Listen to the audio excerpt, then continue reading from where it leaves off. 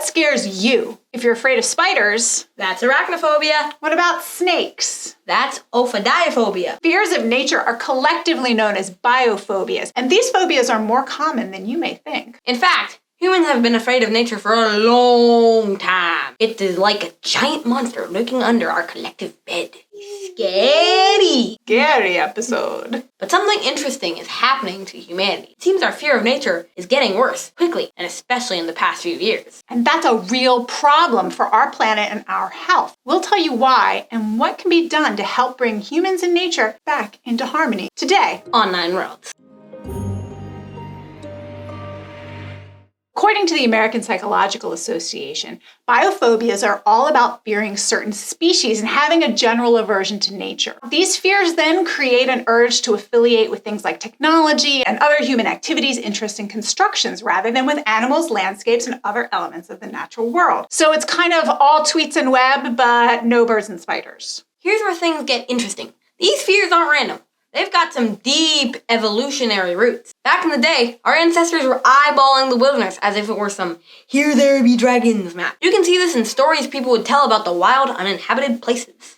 For example, in places like Iceland, adults would tell stories about trolls that would roam the land at night to scare small children into staying safely close to home during the more dangerous hours of darkness. And there's a lot of darkness around those parts, so these fears were actively encouraged by the society. These stories and fears help keep us safe, to a point. Phobic reaction to certain elements of nature helped humans dodge infectious diseases and dangerous critters. Survival of the most cautious. Right? But fast forward to the 21st century, where now more than half the world's population is in urbanized areas. You'd think these fears would chill out. Nope. People are still having epic freakouts about creatures that don't even share their zip code or pose any great threat to them. People are showing more fear about nature the more we live in urbanized societies. That's a bit of a head scratcher.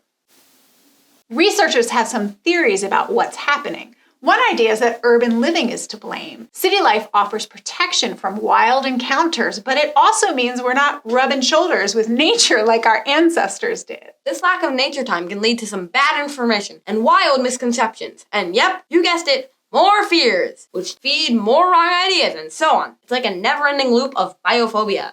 Are you afraid of a bear? No. What about a big bear? No. Snake? No. Duck? No. Spider? Cute. To get to the bottom of this, a group of researchers took a unique approach, tapping into the power of the internet. They reasoned that folks with nature-related phobias would search for information and treatments for these online. And it turns out they were right. Using worldwide data from internet searches, they assessed the relative volume of searches for 25 common biophobias between 2004 and 2022. And they realized, apparently, we are all very scared of nature.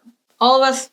All of us. Well, I mean, not all of us, but like some of us, most of us, many of us. You? No. Me? Probably not. The top contenders in the worldwide biophobia search contest? Fear of spiders wins the award for most common nature-related phobia. But other common biophobias include microbes, germs, and parasites. But there's more to this story. The data shows that online searches for these biophobias have been going through the roof between 2004 and 2022. Some fears, like fear of snakes, are particularly on the rise. And probably not surprising, fear of germs hit its peak around the start of the COVID-19 pandemic. At the country level, it's like a worldwide scavenger hunt for biophobias. Everyone is searching for them. Ooh, is that fear of frogs? Ribbit. Countries with big, stable urban populations like Australia, Canada, United States, United Kingdom, Germany, they're all hunting for info on these fears. Meanwhile, countries with smaller but rapidly growing urban populations are also giving them a run for their money with increasing search volume. Researchers found that interest in nature-related phobias correlates with percentage of population living in urbanized settings, the population's trend, whether it's growing or stable, and the number of venomous species found in the country. Here's the bottom line. And here's the actual bottom line. Disconnection from nature due to fear and disgust is a growing trend in modern society, and it seems at least it's part thanks to urban living. And it's not just a fun fact you can toss around at a dinner party. Biophobias also impact our well-being. As these fears increase and we become more isolated from nature, we lose our connection to the world around us. And we're developing some pretty wild and incorrect views about it along the way. This disconnection impacts our health by promoting unfounded fears toward the very world we rely upon to survive and thrive. Not good. These fears have consequences for protection and promotion of the environment. Individuals who feel outright fearful toward nature may be less likely to support conservation efforts. Also, biophobias and reduced interactions with green spaces may impact our health directly, as these fears may cause us to be less physically active or less resilient to stress, since we know access to and interactions with nature help facilitate both these behaviors. So what can you do? Well, outreach and education at schools, museums, and parks may be key to providing accurate information and opportunities to interact with nature that can help change negative views. Guided nature walks, gardening, a stroll to learn about city wildlife, all of these can provide firsthand positive interactions with nature, even in urban landscapes. What are some of your favorites? Tell us in the comments. Even technology can be a tool. Virtual reality simulations, or dare I say, videos about nature and the natural world can help.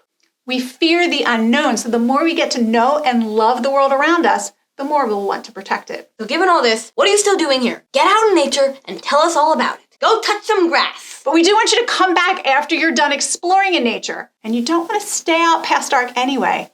The trolls may get you. Ooh.